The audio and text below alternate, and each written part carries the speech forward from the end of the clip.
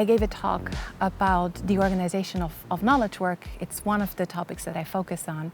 And in my workshop, I try to address two topics related to the organization of knowledge work. One is incentives for knowledge work. What is interesting here is we know quite a bit about incentives and how they affect output, how they affect productivity, especially in the context of non-routine, easier to measure tasks.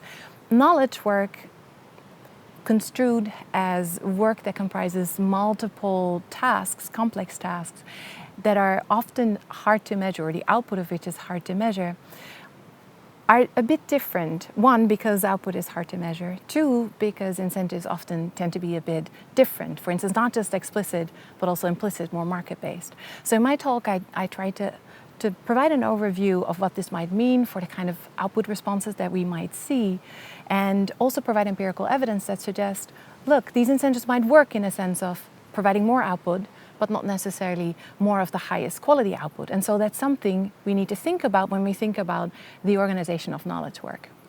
And then a second topic I addressed in relation to the organization of knowledge work is topics related to co-location and collaboration. This is because knowledge work, again, is perhaps a little different to other kinds of work in that it tends to be cumulative and collaboration tends to be really important.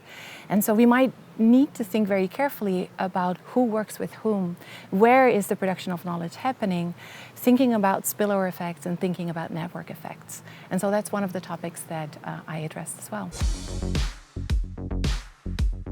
I can highly recommend the IOEA to anyone. I have been fortunate enough to be able to participate both as a junior participant and now as faculty. And I have to say, it's as great as a junior participant as it is as faculty.